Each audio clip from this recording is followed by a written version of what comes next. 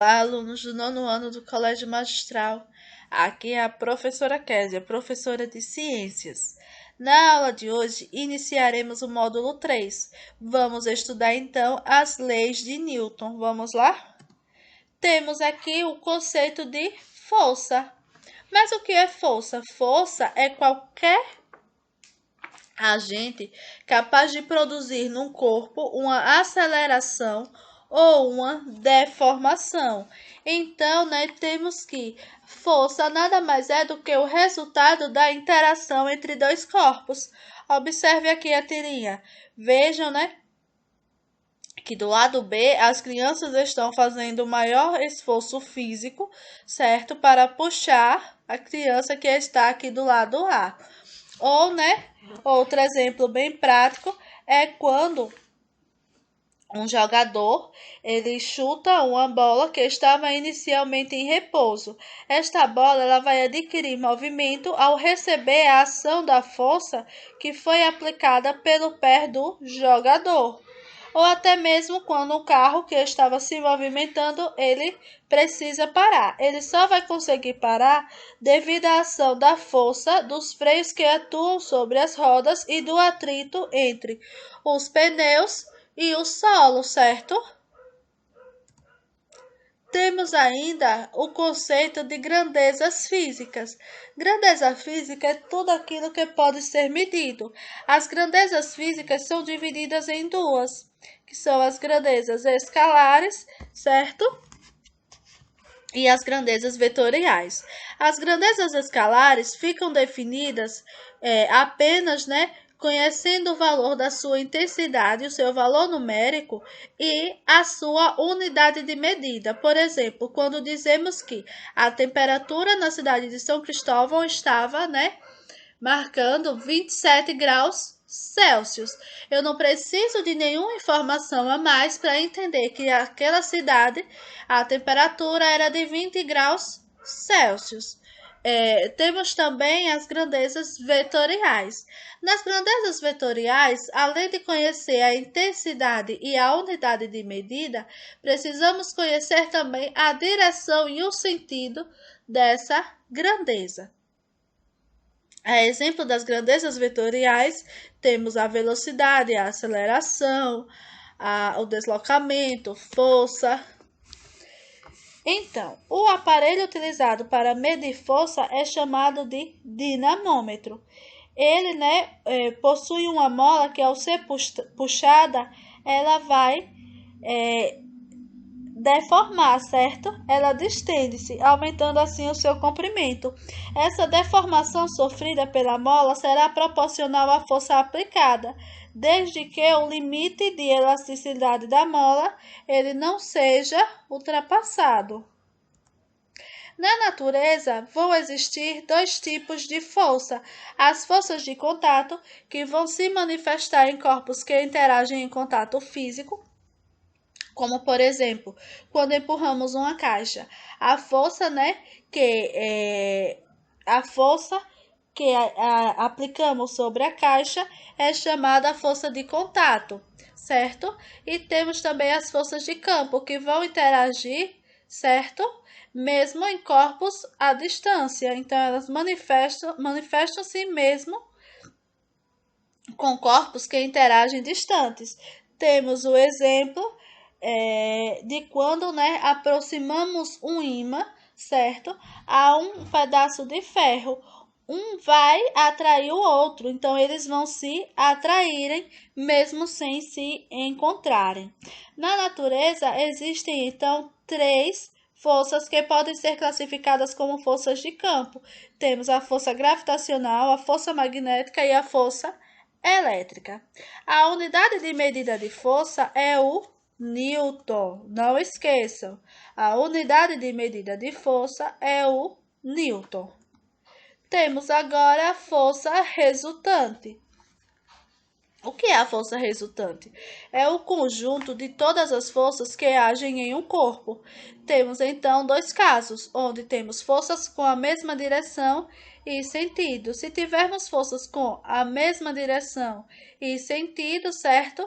A força resultante será a soma dessas forças. Temos aqui F1 igual a 20 newtons e F2 igual a 10 newtons. Portanto, a força resultante será igual a F1 mais F2, ou seja, a força resultante será igual a 20 mais 10. 20 mais 10, temos aqui uma força resultante igual a 30 newtons. Temos também forças com a mesma direção e sentidos contrários. Temos F1 aqui igual a 20 newtons, né? Indo para a direita, e F2 indo para a esquerda, igual a 10 newtons. Então, a força resultante será igual a F1 menos F2. Logo, 20 menos 10, temos uma força resultante igual a 10 newtons. Agora, né, vamos estudar finalmente as leis de Newton. Ao longo do tempo, diversos cientistas eles contribuíram para a compreensão do movimento dos corpos. Um dos que mais se destacou nesse estudo foi Isaac Newton, que no livro Princípio, né, ele enunciou 3 leis básicas para o movimento. As leis descritas por Newton permitiu a diversos pesquisadores aplicá-las com diferentes finalidades, né? Desde o lançamento de satélites no espaço até o estudo do fluxo sanguíneo nas artérias do corpo humano. Temos aqui, então, a primeira lei de Newton, que diz o seguinte: todo o corpo continua em seu estado de repouso ou de movimento uniforme em uma linha reta, a menos que seja forçado a mudar. Temos, então, aqui, né, uma tirinha ilustrando a primeira lei de Newton. Diz assim, olha: Newton disse que um corpo permanece em repouso. Você é preguiçoso. Não, estou conduzindo uma experiência científica. Preguiçoso. Estou testando a primeira lei da física. Preguiçoso, preguiçoso, preguiçoso. Corpos em repouso tendem a permanecer em repouso. Então, se não houver nada que possa tirá-lo desse estado, ou seja, uma interação com qualquer outro corpo.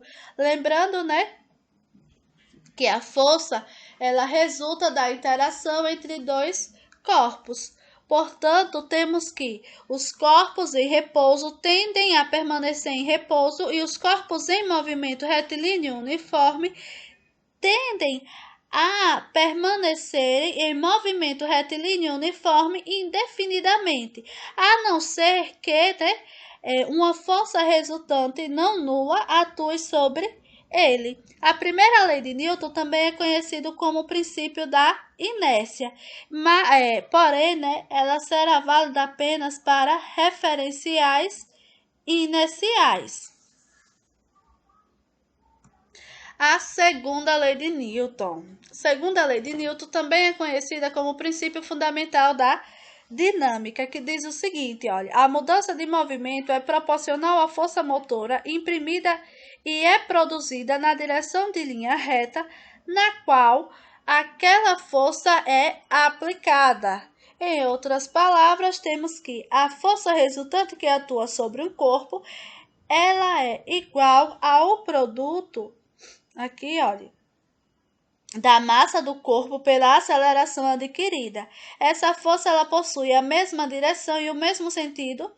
Essa aceleração vai possuir a mesma direção e o mesmo sentido da força resultante que age sobre o corpo. Então, força resultante é igual a massa vezes a aceleração. Ou vocês podem chamá-la, né, de força Maria. Uma forma de não esquecer, certo? A formulazinha para o princípio fundamental da dinâmica. Vamos a um exemplo. Temos aqui, olha, que quando uma força de 12 newtons é aplicada em um corpo de 2 kg, qual é a aceleração adquirida por ele? Temos o valor da massa, 2 kg, e o valor da força resultante, 12 newtons. Queremos saber o valor da aceleração. Força resultante, então, é igual a massa vezes a aceleração. Qual o valor da força resultante? 12. Da massa, 2. Então, 12 é igual a 2 vezes A. Portanto, né, A será igual a 12. O 2 estava multiplicando, vai passar dividindo. 12 dividido por 2. Logo, temos aqui uma aceleração igual a 6 metros por segundo ao quadrado. Percebam, aqui nesse caso, as unidades de medida, certo? Que estão envolvidas no estudo das leis de Newton, certo? No estudo da força. Força, né, é dada em newtons, certo? A massa em quilograma e a aceleração em metros por segundo ao quadrado. Lembrando, né, que a massa de um corpo vai determinar maior ou a menor resistência à mudança do seu estado em que ele vai se encontrar. O que podemos observar então, né? Aqui, que quanto maior fosse a massa, certo? Nesse caso, menor seria a aceleração adquirida por este corpo. A terceira lei de Newton diz o seguinte, que a toda ação há sempre uma reação oposta e de igual intensidade. As ações mútuas de dois corpos, um sobre o outro, são sempre iguais e dirigidas em sentidos opostos. Portanto, né, temos que um corpo A, quando exerce uma força sobre um corpo B, recebe desse corpo B uma força de mesma intensidade, mesma direção, porém em sentidos opostos. Para toda força de ação há uma reação. Então, né, aquela história de que para toda ação há uma reação realmente funciona na física. Temos aqui, olha, então, que a força, né, F de AB será igual a menos F de BA. Elas estão na mesma direção, certo? Possuem mesma intensidade, mesma direção, porém estão em sentidos opostos. Aqui o nosso exemplo ilustrado. Então, temos que aqui, né, F de AB, certo? A força que A aplicou sobre B e a força que B aplicou sobre A. Lembrando, né, que não vai se anular, certo? Pela terceira lei de Newton, temos que o par de forças, ação e reação, eles não vão se anularem, porque eles estão agindo em corpos diferentes. Então, se estão agindo em corpos diferentes, eles não irão se anular. Espero que tenham compreendido e até a próxima aula.